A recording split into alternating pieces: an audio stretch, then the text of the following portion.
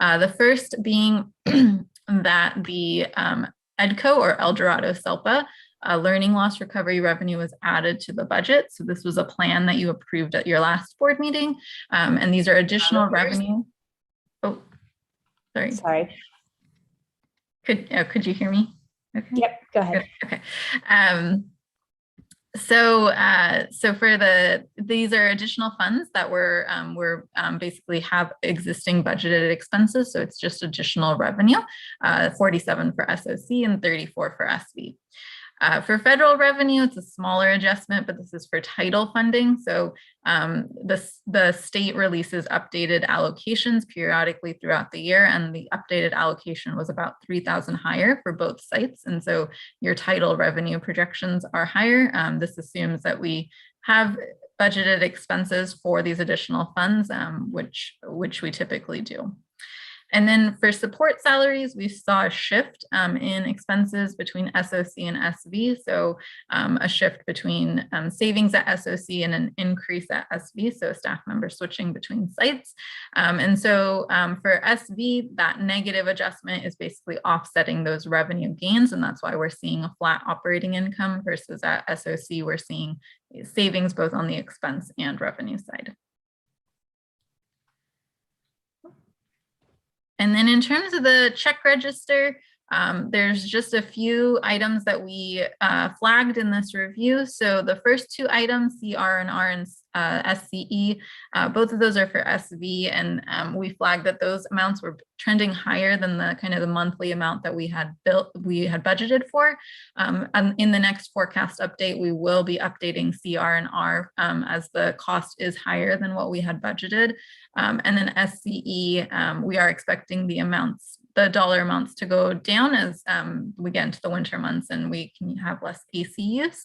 And so we expect that to still fall within budget, but CR&R we will adjust slightly for the increased monthly amount. And then the last two were just minor adjustments where we went over budget. Both of these were split between the two sites. And so we went over budget on marketing and recruitment costs. And so both of those were flagged in our review. And then that is all I have, except for the exhibits with all of the additional details on the financials. Were there any questions on any of that?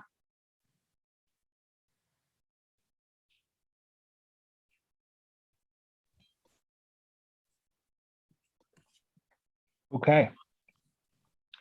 Thank you, Ms. Parikh. So that leads us to school reports. Mr. Bridges. Perfect. May I have sharing permission, please?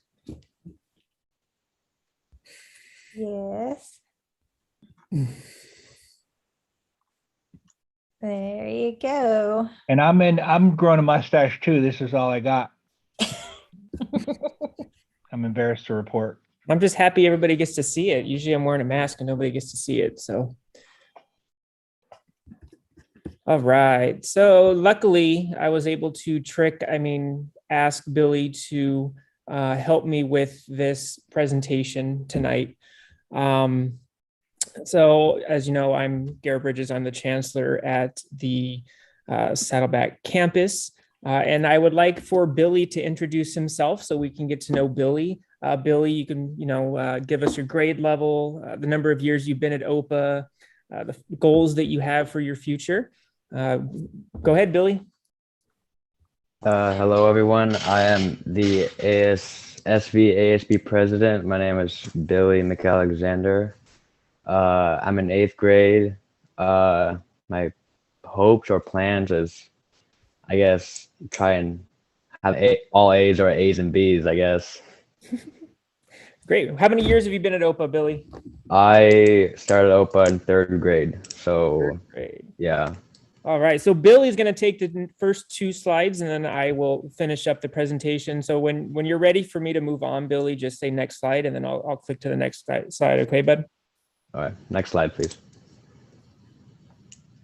Okay. So ASB planned their first middle school fall dance. It was set on Friday, November 5th from 5 to 7 p.m. We had about a little over 100 students attend the dance. ASB had a lot of fun planning the dance and is hoping to plan one more right before we leave for winter break. Also like to thank the teachers that helped chaperone the dance, Miss Carnavale, Mr. Chandler, Miss McGee, and Miss Merlette. Next slide.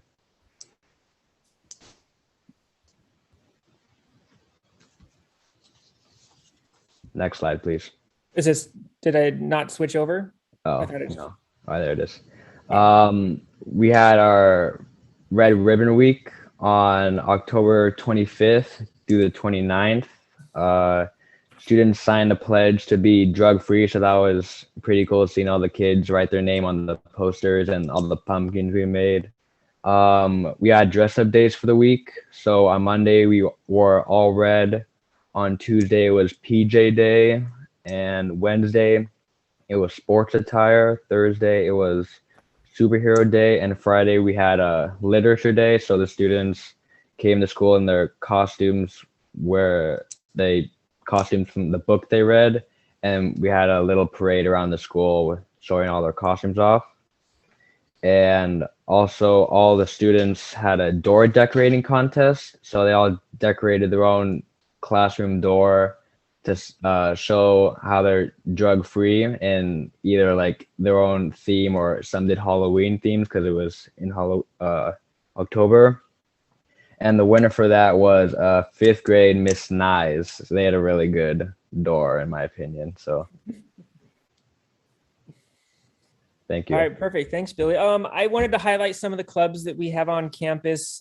You know, it was really important for us when we were developing our clubs this year to not only provide the usual before and after school clubs, but to make sure that we had clubs that took place during the school day for those families and those students that weren't able to attend the before and after.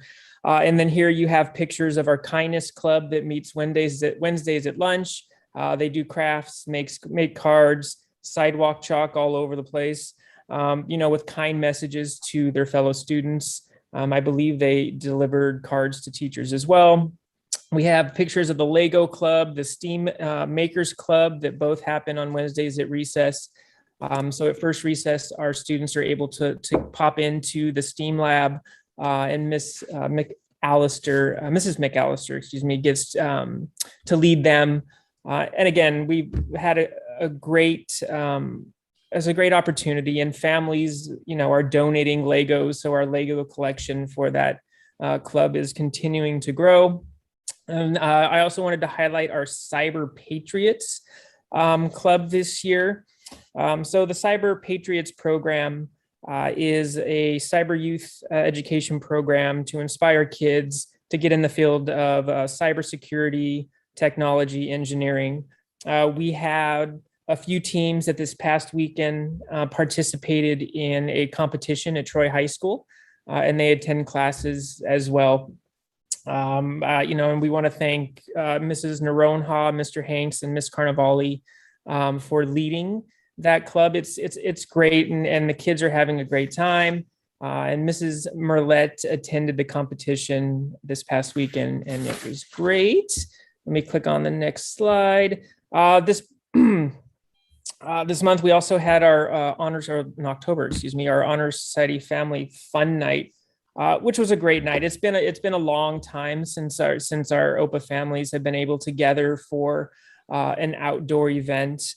You know, there was Honor Society did a great job planning a scavenger hunt. So the families would come through the parking line, check in to the scavenger hunt, and then they're off running around Lake Forest taking pictures with the scavenger hunt. And then there were 3 winners according to the time that they finished that scavenger hunt. Students had an opportunity to pie the chancellor. One thing that you should all know is that whipped cream does burn when it gets in your eyes. So at the next event, we would like Mr. Jackson to volunteer his services for the pieing, and we'll make sure that you have the goggles on. We had face painter, balloon maker, Lightning McQueen showed up, you know, so that the kids can take pictures. There was a silent auction, raffle, and cakewalk. Again, it was just a great night. we even actually had families from the neighborhood whose students do not attend OPA attend the event. So it was a great way to celebrate as a school community, but also and food trucks, Mr. Jackson, and food trucks. And to provide that opportunity for our surrounding neighbors as well. And then my favorite literature day. It was a great day. There is our office staff. I know I shared this video with the board last week, but I'll play about 30 seconds of it. And I plan on sharing this video with our families this weekend.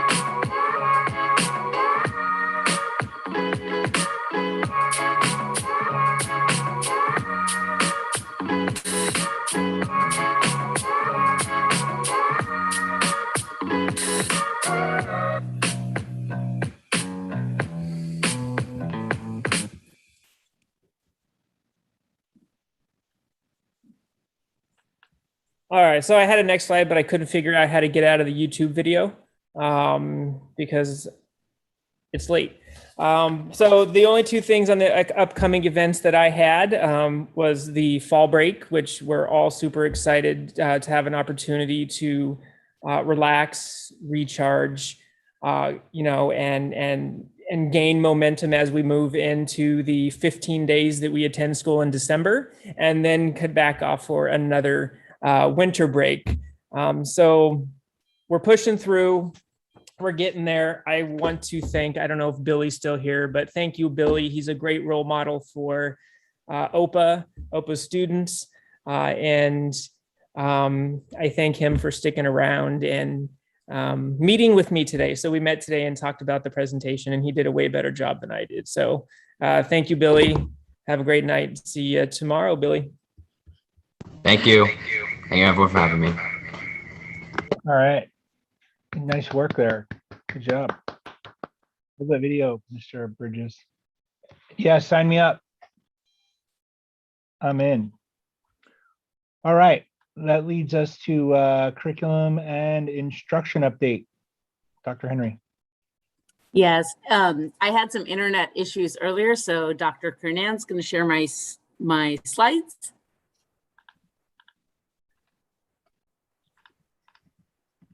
I am. Yay, thank you.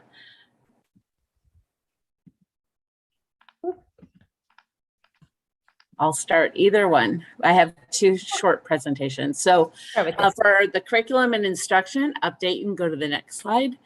I want to let you all know that we had our SOC had their annual visit by Capistrano Unified School District. That was this week on the 16th. On Tuesday, it went fabulous. So thank you to all the SOC staff. Chancellor Alvarado did a great job working with her whole team to put together a great report, agenda. The CUSD team came to meet with us. We had about an hour to discuss our programs, our focus areas. We looked at data. And then some of our ASB champions led the two representatives from Capistrano as well as our team. We accompanied them to several classrooms, and the feedback was extremely positive. They noted over and over again the improvement in instruction and student engagement that they've seen over the last 3 years. So a very positive visit. The site did a fantastic job. This was my first visit, and so I was really happy with the way this all came out and really proud of SOC. So next slide. So our I love my favorite days are when I get to be at the site and try to walk around taking pictures, especially of things that I think are highlighting our champions, learning through the multiple intelligences. So here are a few examples. I could go on and pretty much list almost every classroom. There are so many amazing things happening.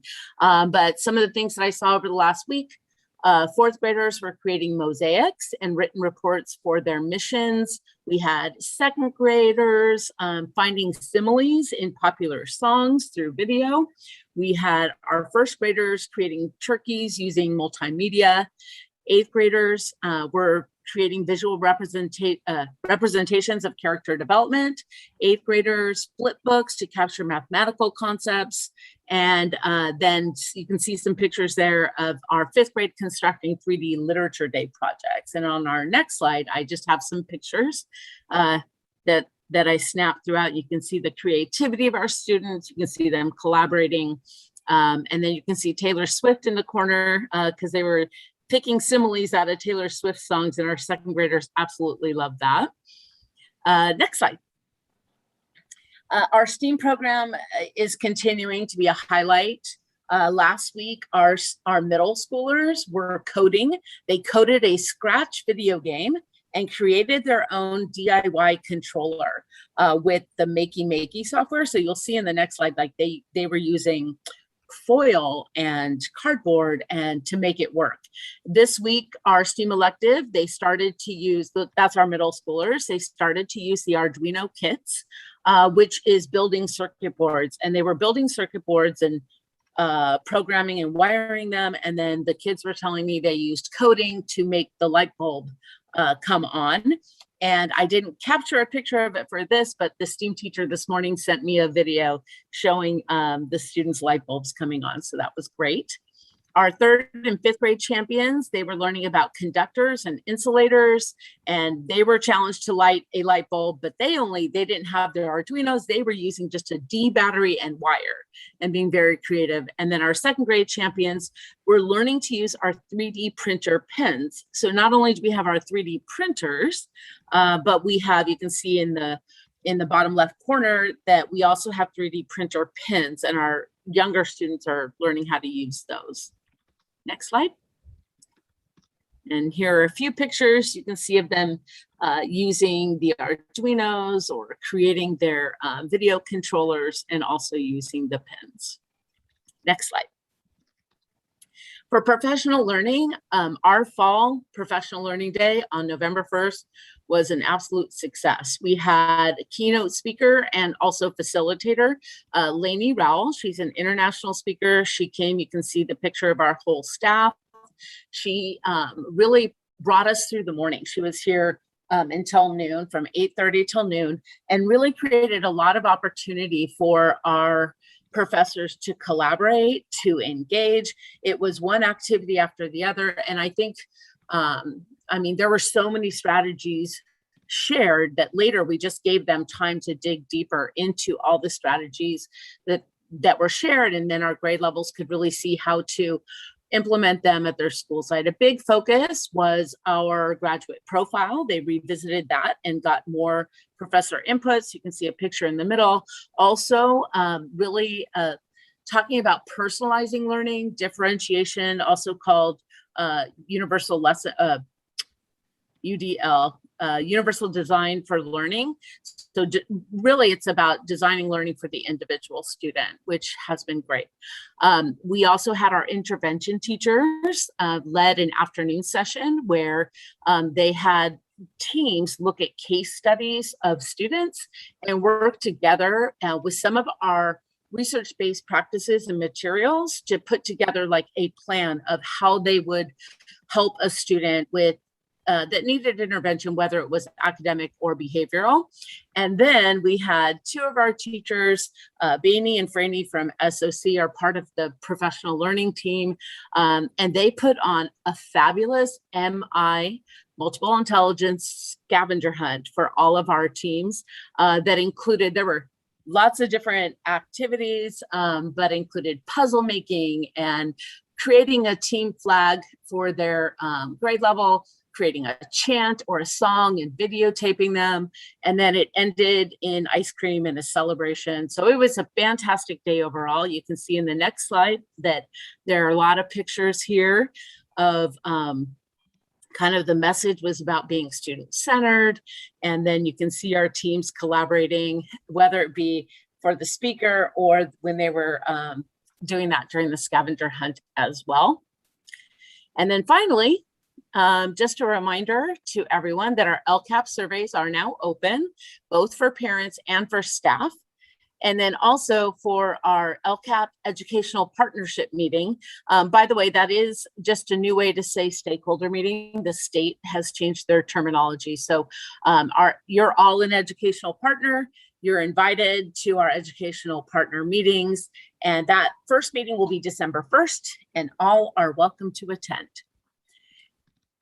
And that's it, unless you have some questions for me, but I do have another quick presentation of our Educator Effectiveness Block Grant.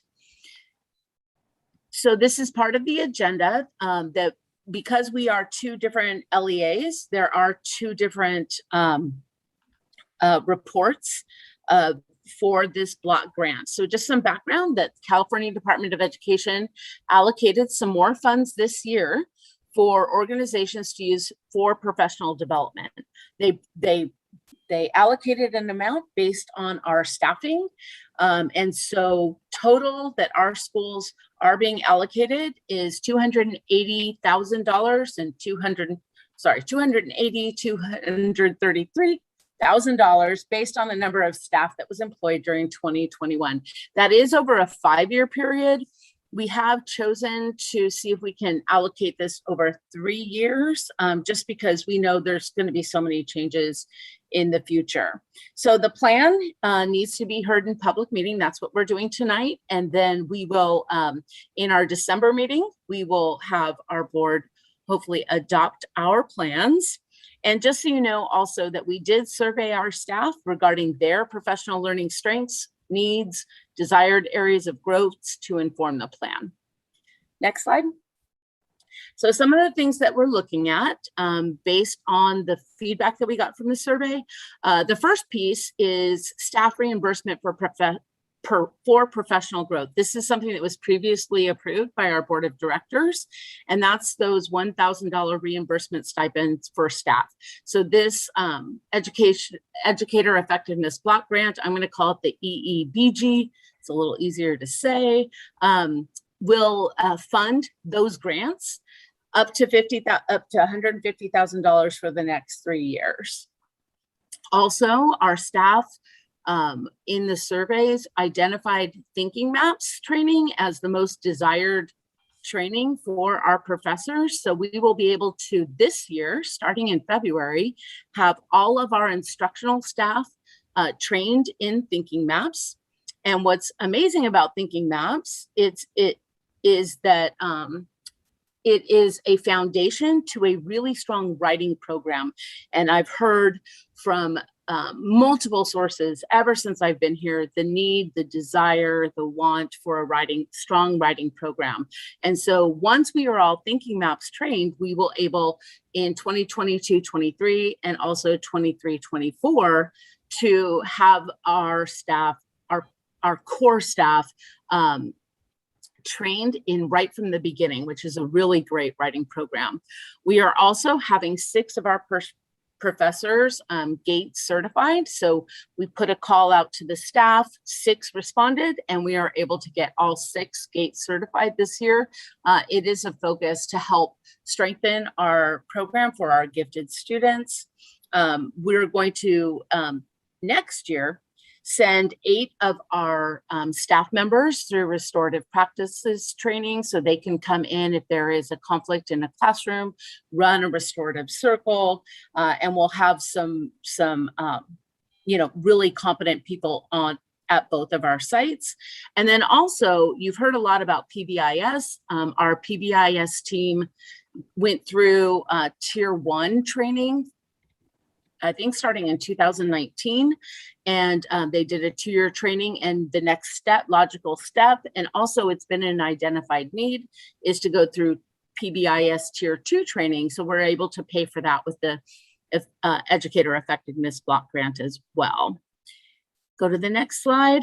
And then just a little more about Thinking Maps, because it's not just a one and done training. We didn't want to use these funds, train everyone, and then just let it go. So what we're going to do is, as I explained earlier, Thinking Maps and the writing program, they were the largest desired area of professional learning.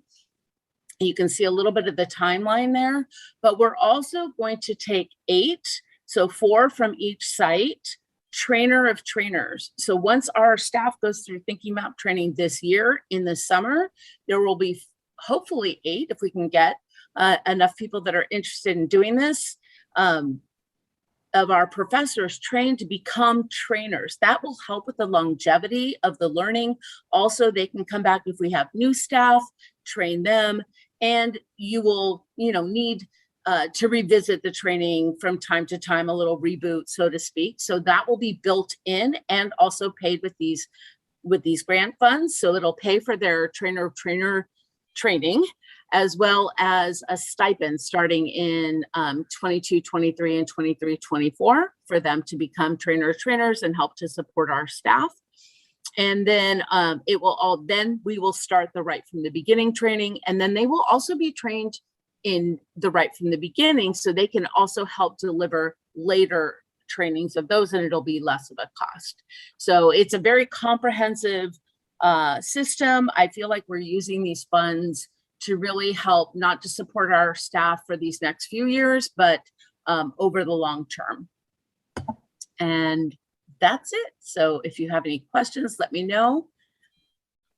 And the board will be voting on the Educator Effectiveness Block Grant at the next meeting. We had to hold a public hearing first, and then at a following meeting, have the vote.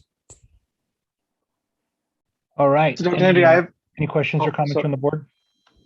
Yeah, Dr. Henry, I have a question about the previous presentation you made. Not a question, a comment. Thank you for that very detailed update. I was looking at that professional learning slides, and it was very, very well. You updated us really well on what you guys did in the fall professional learning day. I almost feel like this is something that you ought to tell the parents and the students what you guys do. So like when there's a day off, it's not like you guys are off on the beach, but you're actually trying to make yourself better. I apologize if I missed, but this level of detail, I think is worthwhile to communicate to the parents. So how you communicate it is up to you guys. But it almost feels like, I mean, the rigor in which you guys spent, bringing external speakers, you can see everybody sort of hard at work, kind of doing the prep work, and how that translates directly to the classroom as well, right? So I think we're doing ourselves a disservice if we don't make sure that the parents understand the level of rigor that you guys have in these learning days. So I would encourage either Dr. Kannan or any of both the chancellors, when you guys write to parents, please provide some level of granularity like you've given to us. So thank you. Yeah, thank you for that. And, I know this is just one place, and thank you for that, because we can definitely expand our branding and messaging. But we do try to really put a lot of detail in the board update and about the professional learning. And I know that is provided on the website for parents. So if they're ever interested to see what we're doing on those days, including our Fridays, that is all made public. I think it's every other week in those board updates that Amy posts.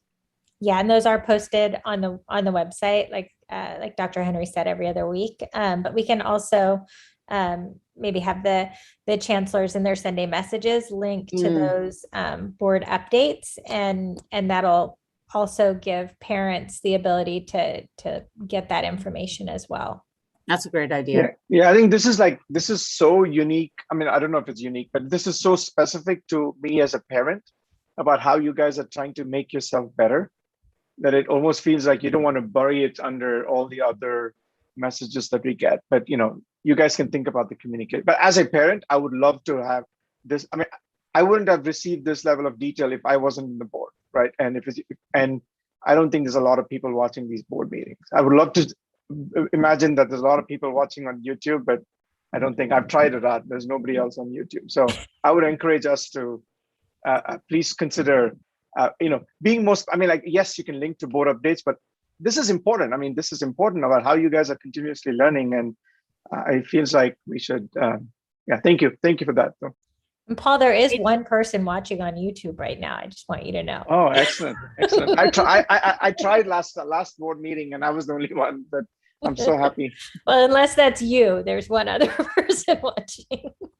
So maybe we could take a little edit of what Stephanie just did and then put that little edit on the email attachment, because I think having Stephanie explain it is so wonderful and easier than us trying to read through and understand it. So thank you. You did a great job. Thank you.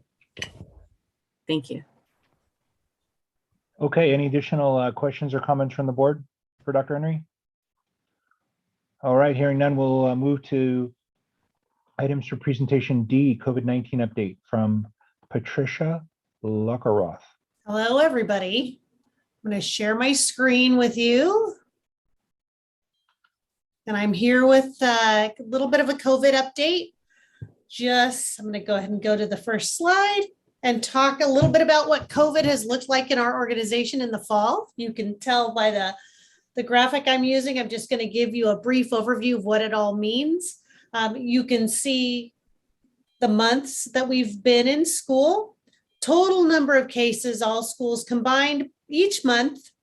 And then it's broken down. Of those 9 cases in August, 3 were at Opus Saddleback Valley, 3 were champions, 0 were adults.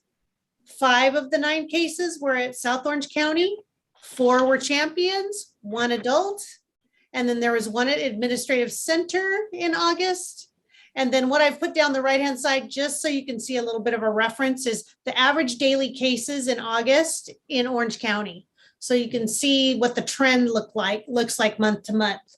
But you'll also see from August to September, October, November. Of course, we've just entered November. We'll see what those numbers look like at the end of the month. But you can see we have about an average of 2 or more cases per week. And along with that comes close contacts that we reach out to. And then we also report our cases to the SPOT portal, which is the Department of Public Health. And then you can see the total number of cases to date. We've had a total of 34 cases organization-wide. 18 of those were at Saddleback Valley. 14 were at South Orange County.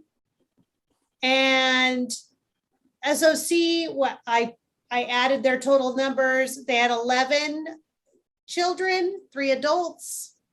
And then the Administrative Center has had 2 cases overall. There's another visual for you for visual people. This is the total population of the school and the cases by school.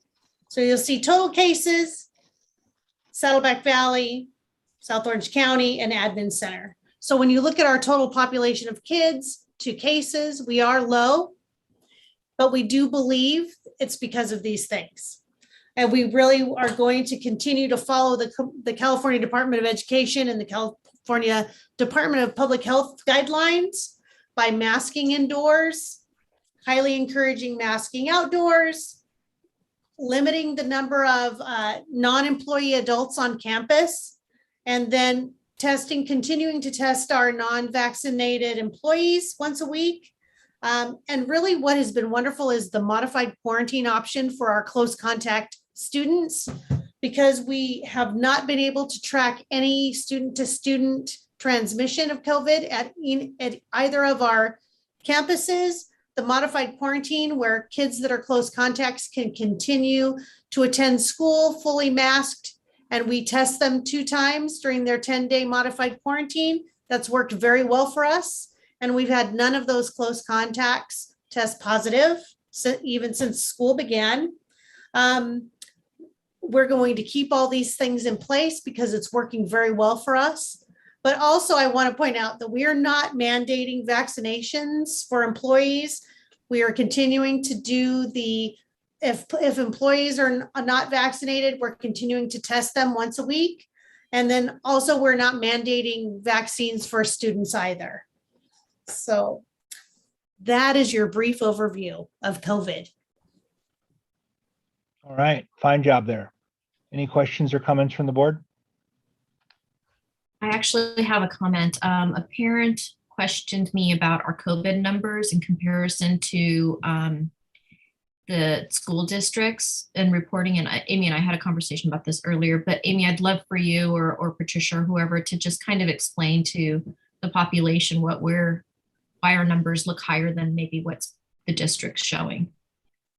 So we're very diligent about making sure that we report and contact trace and notify anyone that we have that reports to us that they're positive, which is a little more than the many other school districts are doing.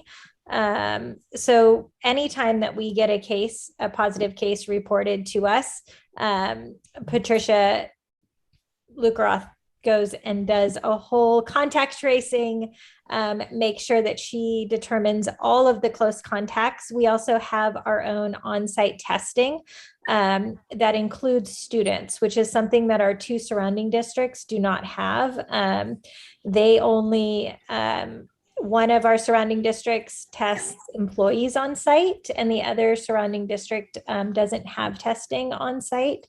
And so we're really trying to be very proactive and make sure that we're catching all cases very quickly, and then notifying all of the close contacts and getting those close contacts tested on campus immediately. So although our numbers may proportionately look a little bit higher at times than maybe some other schools or districts, it's really not because we have more cases. It's mainly due to the fact that we have such stringent tracing and reporting protocols and procedures. So really, even in going to a lot of the COVID meetings throughout the county with other districts, a lot of the districts aren't even reporting them to the California Department of Public Health or the Orange County Healthcare Agency through the SPOT system, which is the system that schools are supposed to use to report. And so a lot of those numbers aren't even making it to the state dashboard, and then, aren't making it to their own district dashboards if they're not absolutely confirmed cases that came in, with a positive note. We report any even parent reported cases because we want to be more, more safe than sorry. So I for one want to commend our staff for the great work that they're doing in making sure that we're tracing and reporting all cases and notifying everyone involved in the cases, and just let everybody know it's not, we don't have the rampant COVID running around our school sites. It really is just, due to the fact of the diligence of our staff and their reporting. Thank you. Okay, any additional comments or questions from the board? All right, fine presentation there. Thank you very much. That leads us to item E, OPA Innovates Fundraising Plan. Dr. Kernan. All right, so I am super excited. We have been working over the last couple of months to really kind of come up with a way that we can upgrade our classrooms and provide better learning environments for our students. So if you kind of look at these pictures from the 1950s, a lot of classrooms don't look a whole lot different than they did back in 1950. The kids might be dressed a little bit differently, but a lot of our classrooms don't look a whole lot different than that. And really, if you look at workspaces in places like Google and Apple and some of the big tech companies, they don't look anything like our classrooms look. And we want to prepare our students to be really successful when they get out of school. And we want them to have the ability, if this is working for some of our biggest, most effective companies out there, then shouldn't our students have similar environments to learn in? If you look really at successful businesses, you really see the importance of people being able to be collaborative, being able to have visual displays, being able to share things visually. Workers don't usually work in little cubicles by themselves anymore, but yet our students sometimes sit in rows where they are just kind of by themselves, and it's really hard for them to collaborate. Also, with our current projectors, it's really hard for them to sometimes see. I mean, if you've ever walked into a classroom, if there's a window with a lot of sunlight shining in, you can't see anything that's being projected. So we want to launch OPA Innovates. We want to be innovative. We want our students to be innovative. We want our students and teachers to be innovators. We want to create those engaging, innovative learning environments. We want to be able to foster things like creativity and inquiry, engagement. And then overall, we want to help our students achieve academically. So like I said, although really our different work environments have really changed over the past few decades, when you walk into classrooms, it look a lot like they did, 70 years ago. So also with COVID, it's really shown how much technology has changed and how much our students want to use technology and are able to use technology. And so we want to make sure that our learning environments are meeting these new ways that students are accessing their learning. So we are hoping to raise money to change our classrooms from what they currently look like to classrooms that look more like these, where students have flexible seating.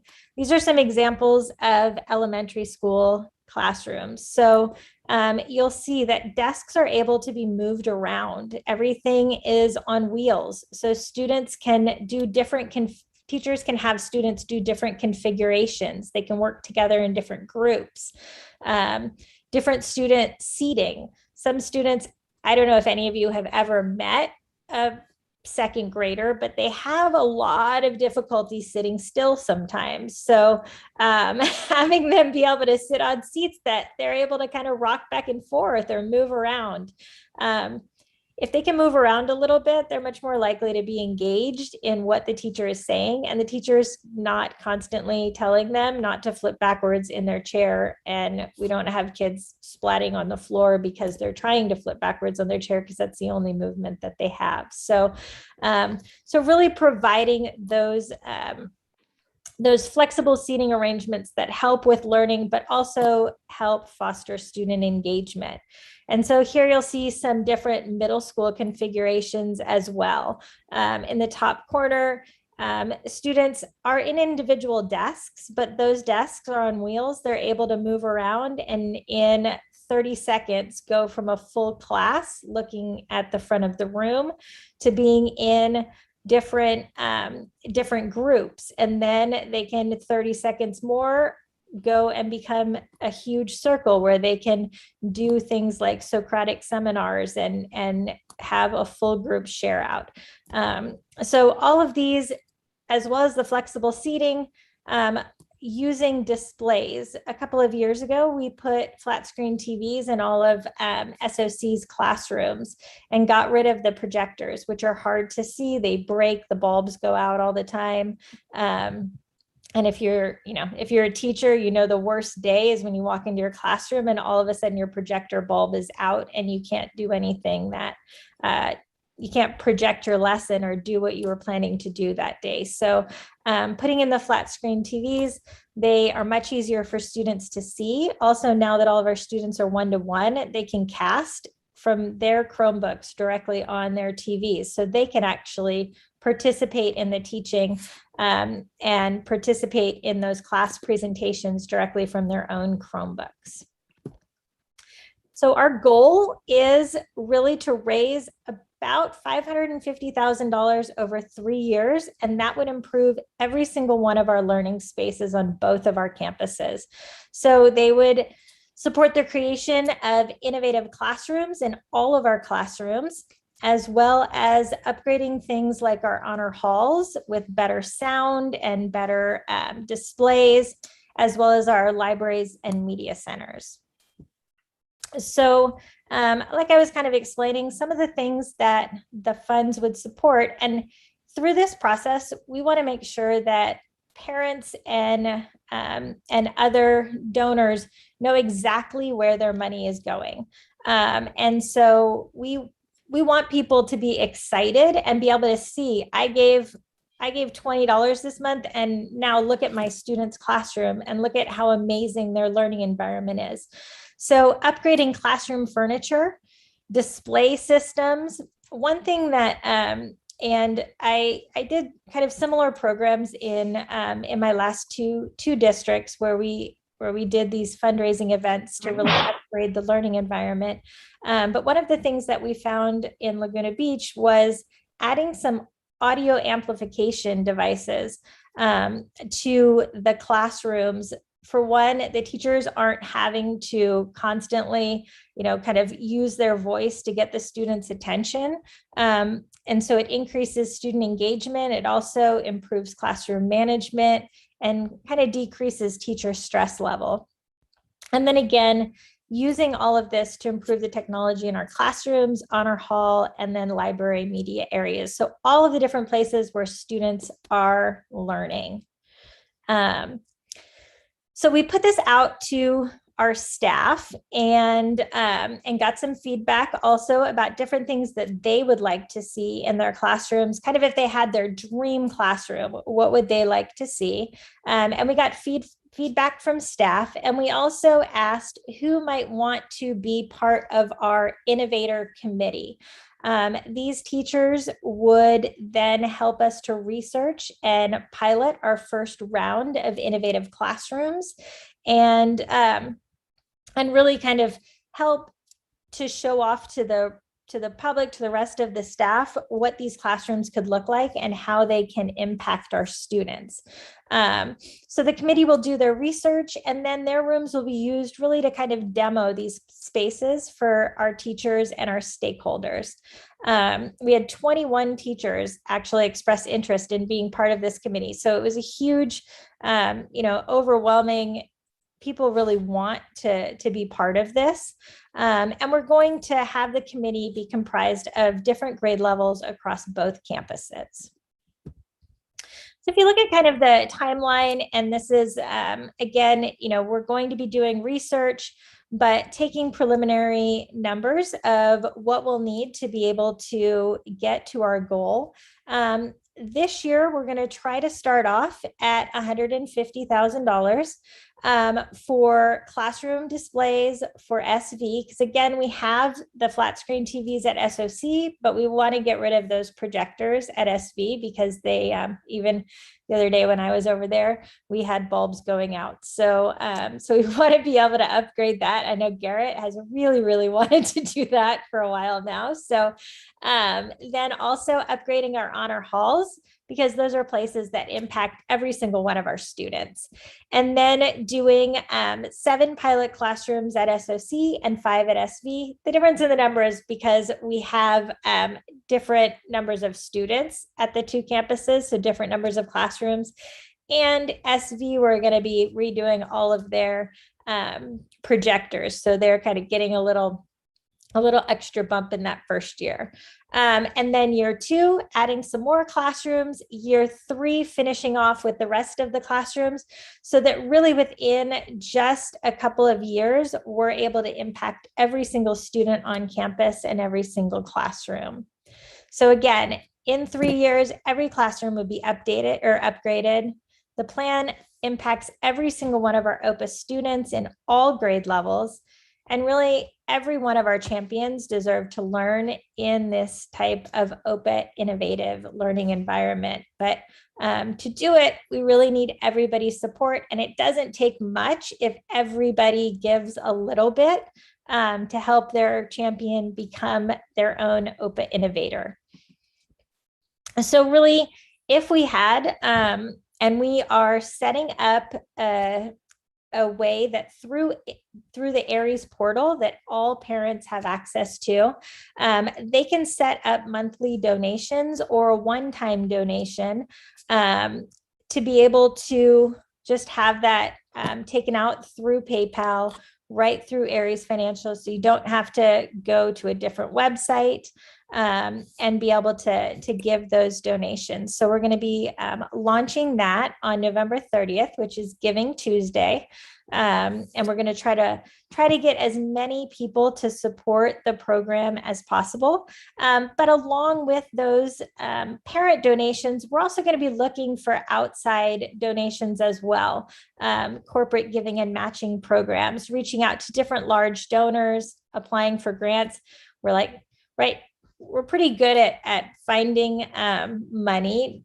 David was sending me jokes earlier because right before the board meeting, I found a grant opportunity to upgrade our plumbing. So, so we're going to continue to look at other grants and ways that we can get more funding for this. Looking also, when I was in Huntington and in Laguna, we also tried to find partnerships with companies who wanted to test out new things, and they would kind of give us furniture and different things, different technology to try out. And it's a great, it's kind of a great way to build those partnerships as well. And each year we're hoping to have a big kickoff celebration, show off what we've done in the previous year, and then, kind of kick off what we're going to be doing in the following year. And then we want to be really transparent with everyone, and we want to constantly track our progress and then share out with our parents and our families and our communities every month with different stories and videos from our teacher and champion innovators. And like I said, really, we have a little over 1,500 students at OPA.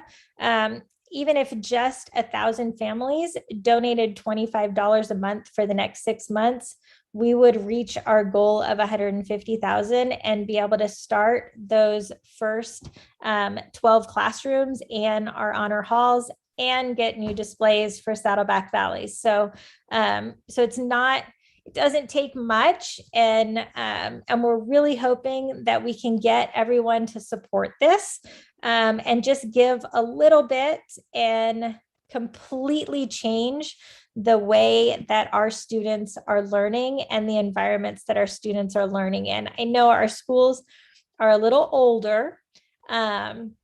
And so, we're hoping as a school fundraiser to really change what the inside of our school buildings look like and the learning environments for our students, and then work with Honor Society to help to have them fundraise to change what the outside of our school buildings look like in doing things like campus beautification or signage or painting the outside of the buildings.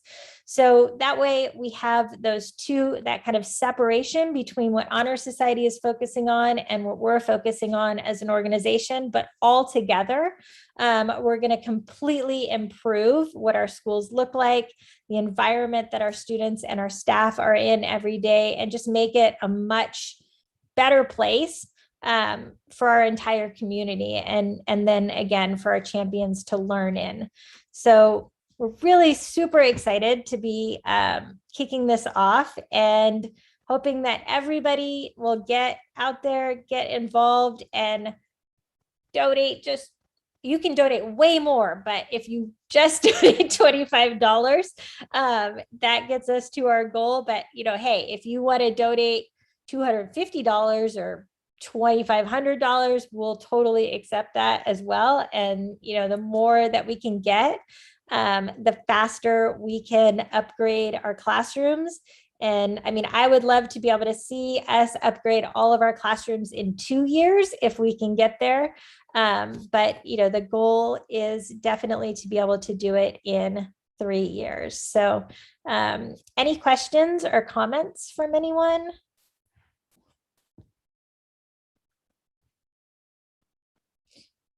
I have questions. Oh, go ahead. No, you go ahead, Amy, and then I'll go after you. Well, first of all, I'm so glad to hear that this is on our radar, and I'm in full support of innovative classrooms, making the best learning environments we can for students and investing in that. My question, I guess, is related to how does this align to our strategic planning process and where we're looking to focus and think through and involve the board in considering where do we want to spend existing funding versus where do we want to possibly make asks to parents or the communities? Because I want to be very careful and strategic as we're making these asks. And not say, okay, we want this now here, and then here comes our new plan, which I'm sure will involve innovative classrooms. So it's not like this is like going to be some foreign concept, but then now we need money for this as well. And so anyway, what are your thoughts around making it a holistic plan as you're rolling this out? So as we were looking at this, we were also looking at kind of what we were doing in both of those different, like the strategic planning committee, as well as the academic outcomes committee, and looking at how can we first support, you know, our academic outcomes and the 6 C's of creativity and communication and collaboration. And this is one way that we can really try to support that within our classrooms by creating environments that are supporting that, as well as in our strategic planning committee, where we're looking at how can we improve our students' ability to learn through multiple intelligences, and how can we support those upgrades to the campus that we talked about as part of our strategic plan. And this was an area, you know, we want to use our own LCFF funds or our state and federal funds when it comes to things like curriculum and instruction, even our one-to-one computers for our students. But something that really gets left behind when we're looking at those things are usually the classroom environments, the furniture. We haven't upgraded our furniture since the furniture was bought when the schools were built, because we're always using those funds focusing on things like curriculum and instruction, teacher salaries, staffing costs, things like that. So this was a way that we could really focus on those things that we've been talking about in our strategic planning and in our committees, but things that usually get left behind because we spend our money, our state and federal money, normally on other things like curriculum and instruction, technology for students, and then salaries, if you look at that spending. So this is something that really supports that, but is something that we can do more through fundraising, and try to get that covered, since that isn't an area that we would normally focus on through those things.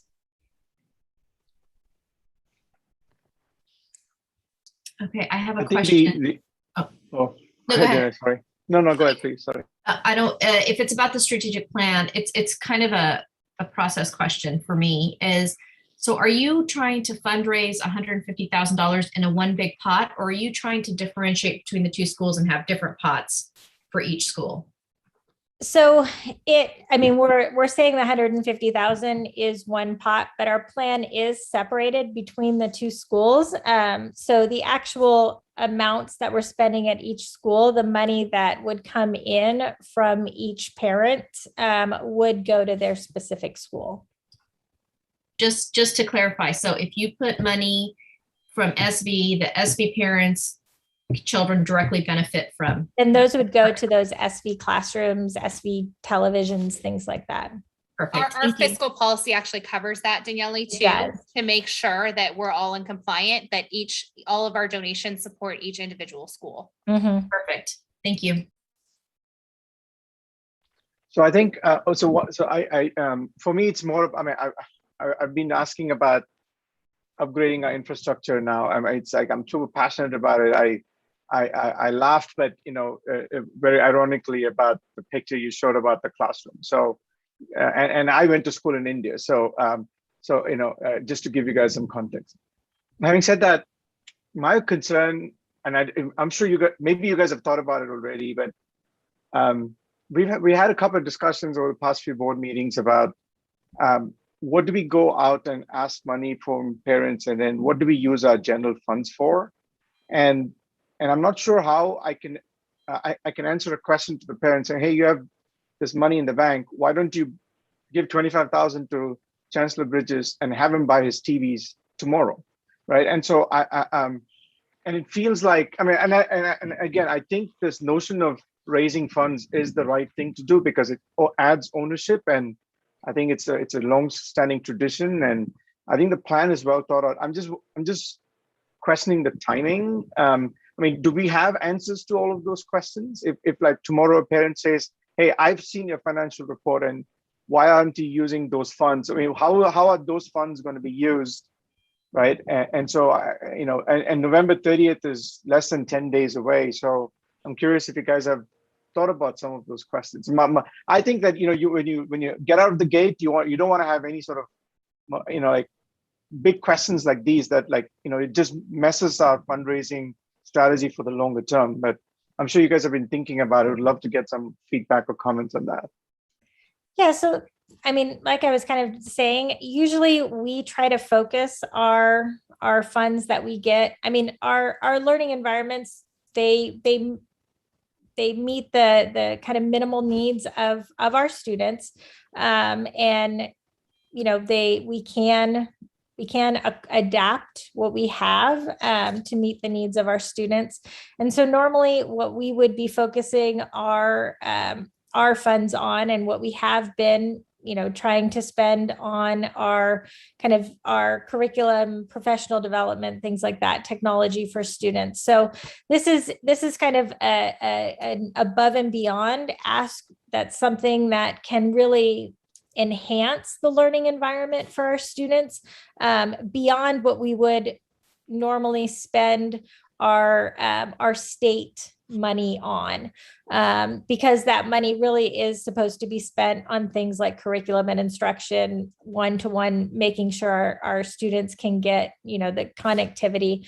A lot of this, this furniture is, and the different technology is more expensive than we would normally spend on just a regular student desk that we have right now. We don't have to have this, but it is something that will really improve and enhance the learning environment for our students. And so it's really looking at kind of that ask so that we can go above and beyond what we would normally be purchasing for our students.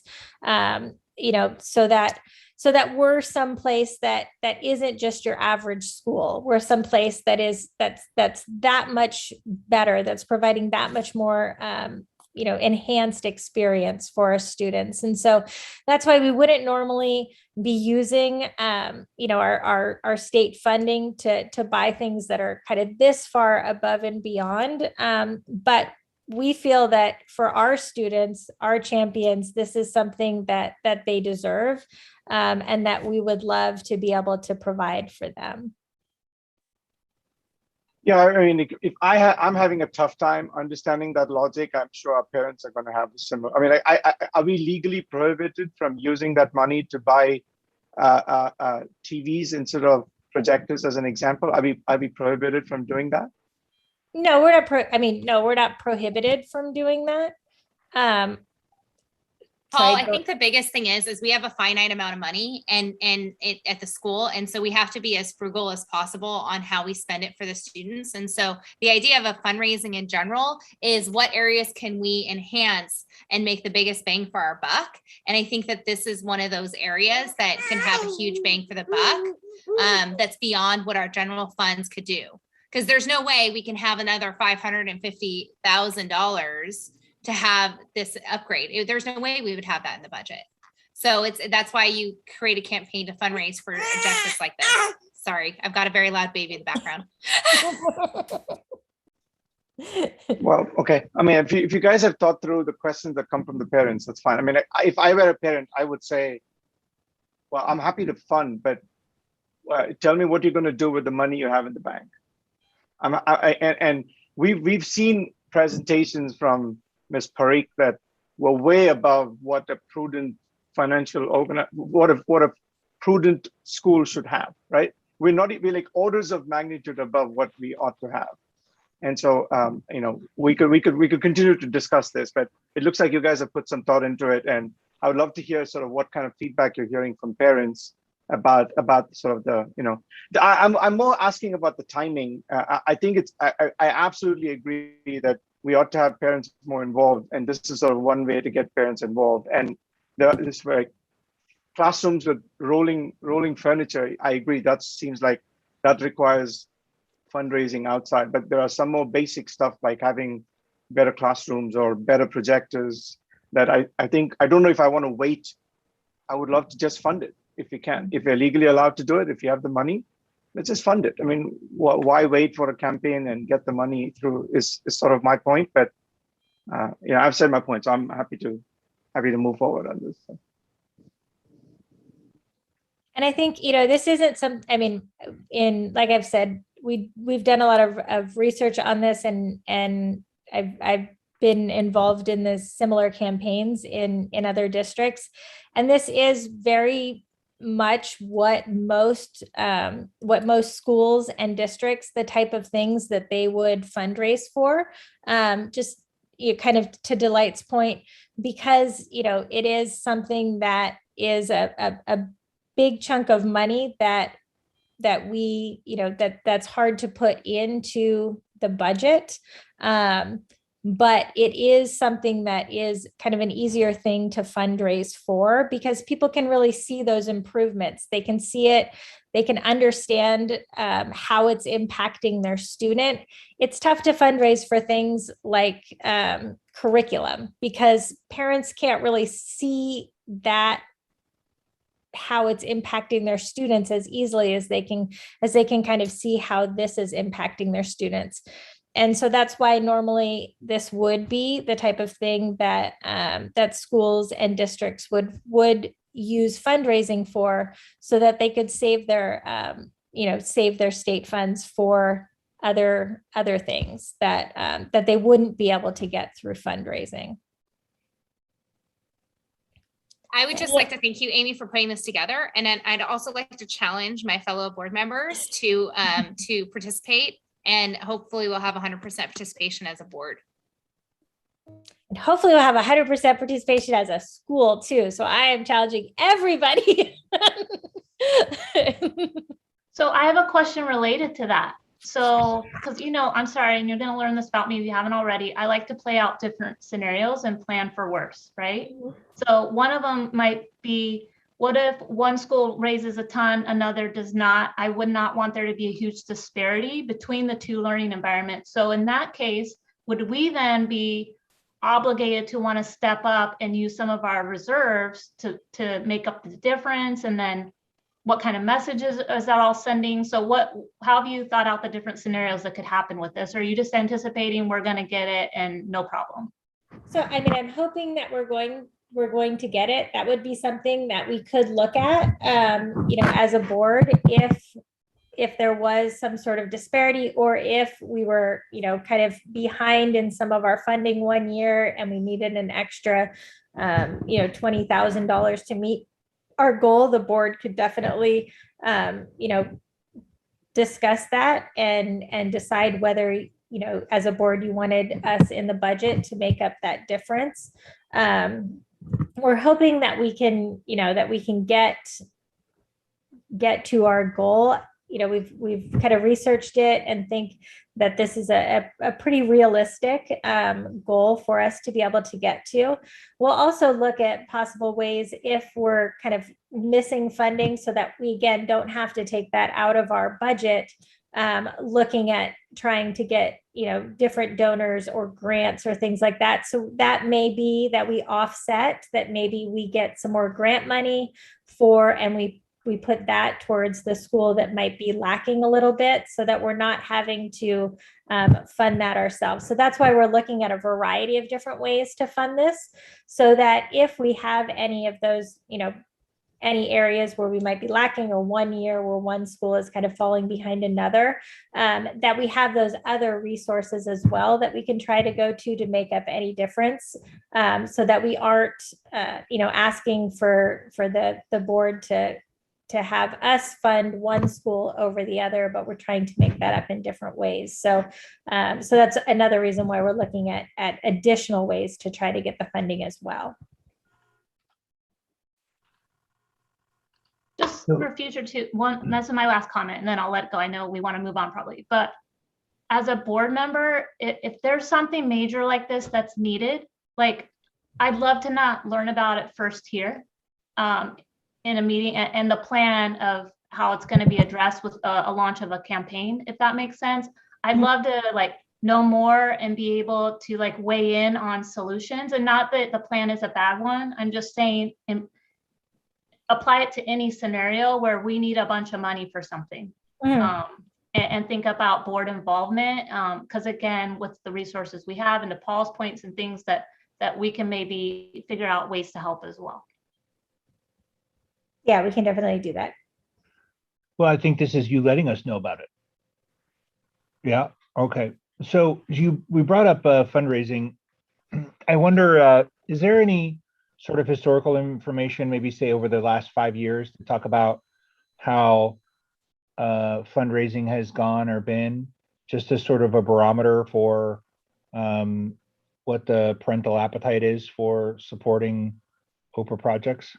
It just in general, I understand this is a very specific thing.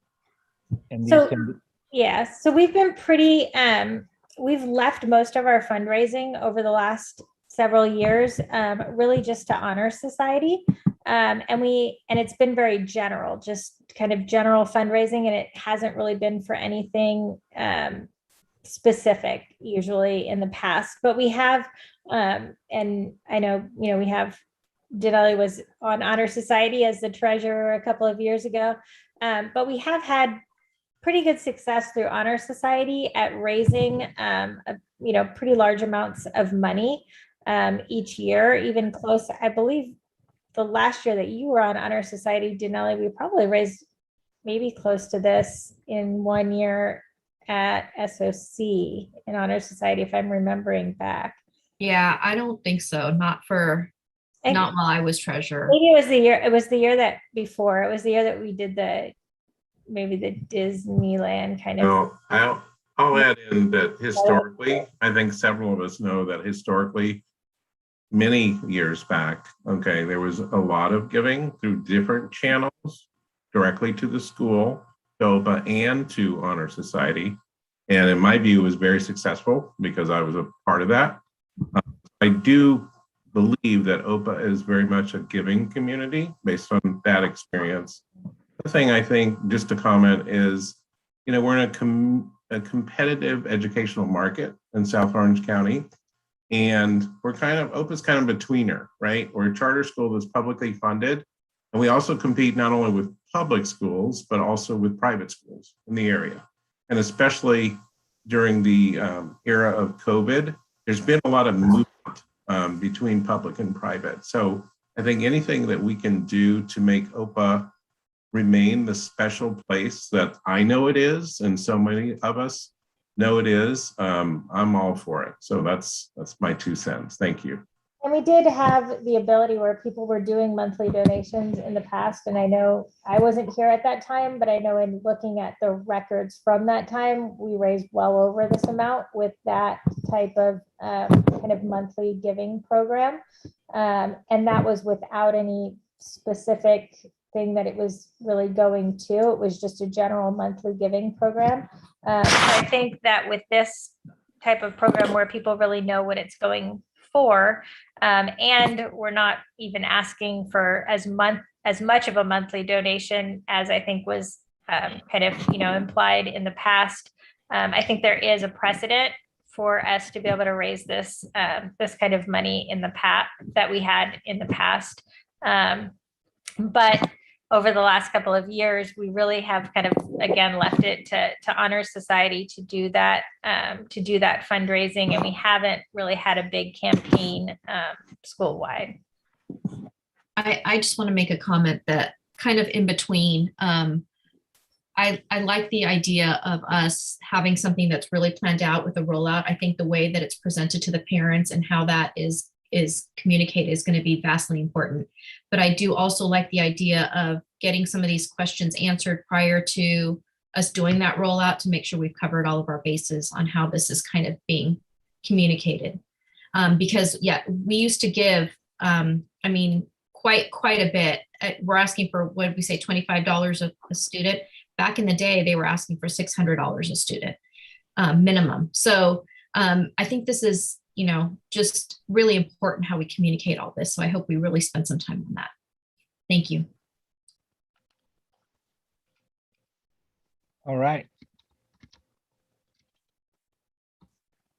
So any additional questions or comments from the board about the OPA Innovates fundraising plan? I think you obviously put a lot of effort into that. Amy, thank you for that. Okay, hearing no other additional comments or questions from the board, we'll move to items for action. Approve revised Board of Directors meeting calendar. Staff is recommending that a Board of Directors study session be added to the Board of Directors meeting calendar on February 3, 2022 to discuss strategic planning. It's recommended that the Board of Directors approve action item A. May I have a motion, please? I make a motion to approve action item A. Director Second. Travis, thank you. And was that Director Agarwal? Yes. All right. So now motion in a second. Any discussion on the topic? Hearing none, we'll move forward with a roll call vote. Director Agarwal, Aye. Director Jackson, aye. Director Kagu, Aye. Director Smith, Aye. Director Travis. Aye. Okay, looks like we're going to have a Board of Directors study session on February 3rd. Okay, item B, approve utilizing teleconference for the December 16, 2021 OPA Board of Directors meeting. Per Government Code Section 54953E, local agencies can continue to meet via teleconference during a state of emergency proclaimed by the governor in which one, state of local health officials have imposed or recommended measures to promote social distancing, or two, the legislative body has determined or is meeting to determine by a majority vote that a meeting in person would present imminent risk to the health or safety of the attendees. Because of the ongoing health risk covered by the COVID-19 pandemic, created by the COVID-19 pandemic, it is recommended that the Board of Directors of the continue to hold board meetings via teleconference for the next 30 days, which includes the December 16, 2021 OPA Board of Directors meeting. It's recommended that the Board of Directors approve action item B. May I have a motion, pretty please? I'll make a motion to approve item B. Thank you, Director Smith. May I have a second? I second. Is that Director Travis? Director Agarwal. Thank you. Oh, perfect, thank you. Okay, having a motion and a second, any discussion on the topic? Hearing none, we'll move into a roll call vote. Director Agarwal, Aye. Director Jackson, aye. Director Kagu, Aye. Director Smith, Aye. Director Travis. Aye. All right. Item B, action approved. Committee discussions, Strategic and Development Committee, Strategy and Development Committee. Let's have a discussion about that. All right. Paul, did you want to start us off? Yeah, as Dr. Kanan's bringing that up, I just want to kind of recap sort of where we are.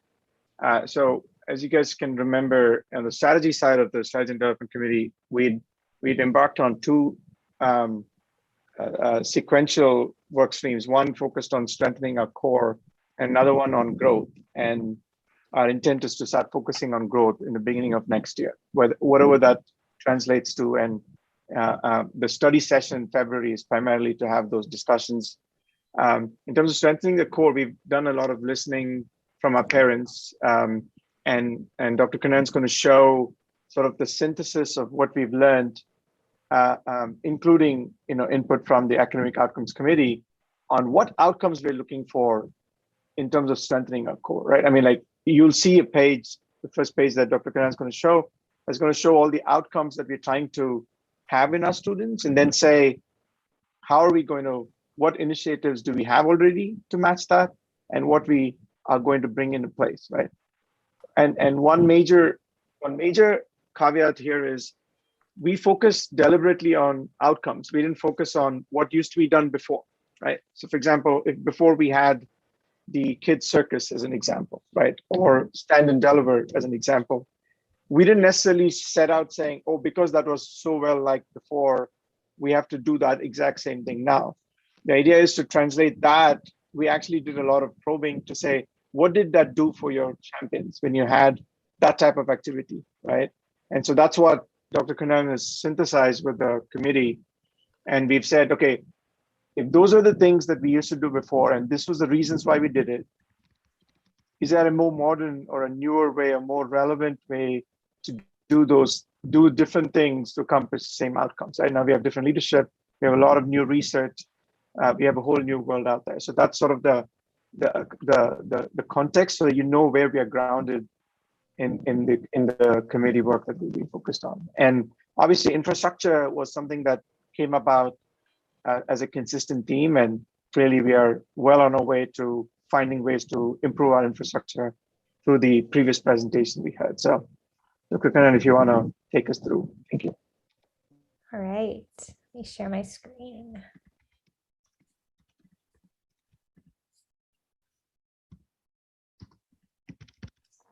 So I just have a few quick things to share. So like Paul said, we have been as a strategy and development committee kind of looking at what we're doing at OPA, and then coming up with a list of possible initiatives or possible things that we can do to improve. So we spent some time kind of looking at different areas, and then looking at what we're currently doing, looking at areas where we might have gaps, and then figuring out ways that we could possibly fill those gaps. So the different things that the different areas that we examined are, how are we making sure that our students are learning through their multiple intelligences? Also, how are we building confidence, character, and a sense of belonging amongst all of our students? How are we ensuring that at OPA we maintain a culture of excellence and academic rigor? Also, what types of extracurricular and co-curricular activities are we providing for our students? And how are we providing experiences for our students to learn outside of the classroom? Also, like I was mentioning in my last presentation, we looked at how do we improve our infrastructure?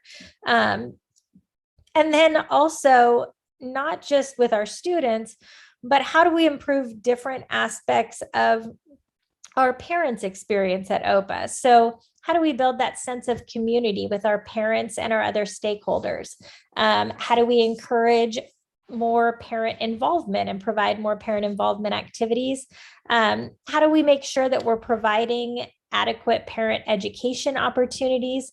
And then also, how do we make sure that that we have good project-specific fundraising by our schools, and not just by Honor Society?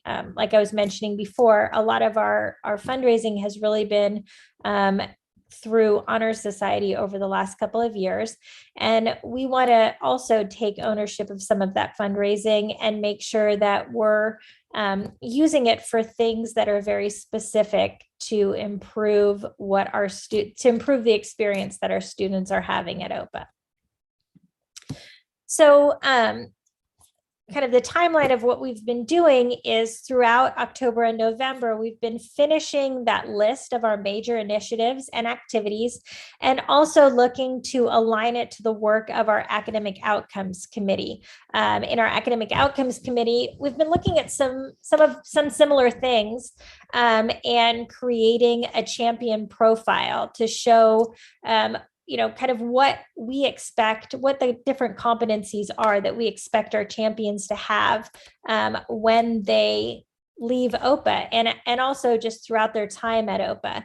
And so now we're looking to really align that, what we expect of our champions and what types of competencies we have with we expect our champions to have with how are we going to ensure that our champions receive the types of experiences that will allow them to build those competencies. So kind of merging the work of those two different committees. Next, we'll be getting staff input regarding the proposed activities that the committee has come up with. And then we'll be presenting those findings and major initiatives and proposed activities and programs to the board in December.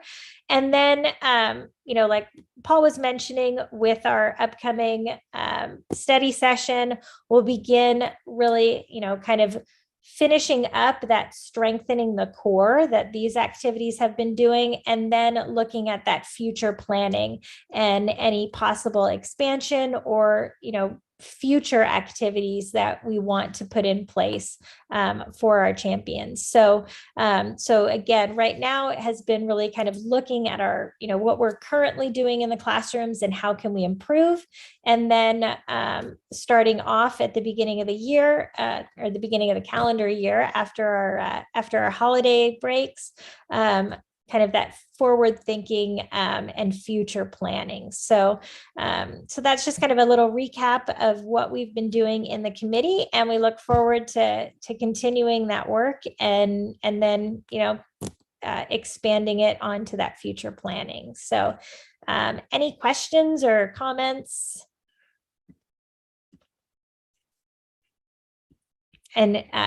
And member Travis is also on the committee, and so she's also been part of this work as well. I'm good. I've been home with the baby, so I haven't been as active as I should be. You guys are doing great. She's helped out, so don't let her lie.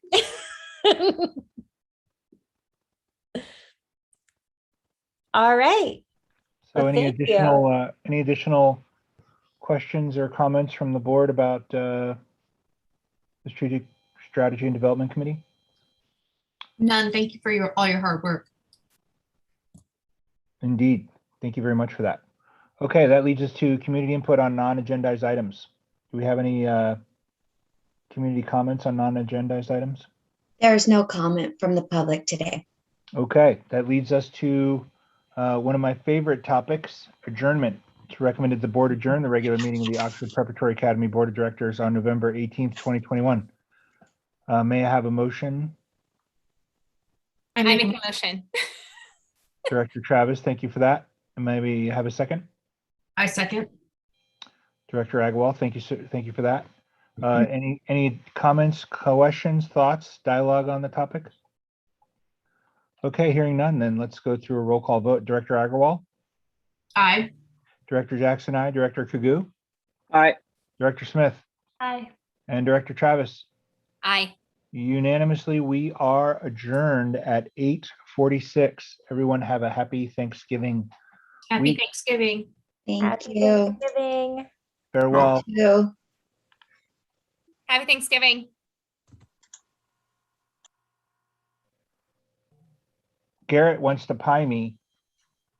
Oh, I wrote want that to down. you too. You're gonna pie me too? Okay. Well, if you guys both want to pie me, then I feel like I need to sign up because you guys have some cash and you'll be lined up.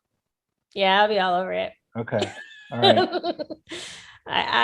I'll give well over the $25 to Raven. David, what's happening here? They're I might gaining give on $100 for 4 pies. Whoa! Oh my God. Are we still recording or have we stopped? Oh yeah, I better not get that recorded. I'm gonna have to There's evidence. Now there's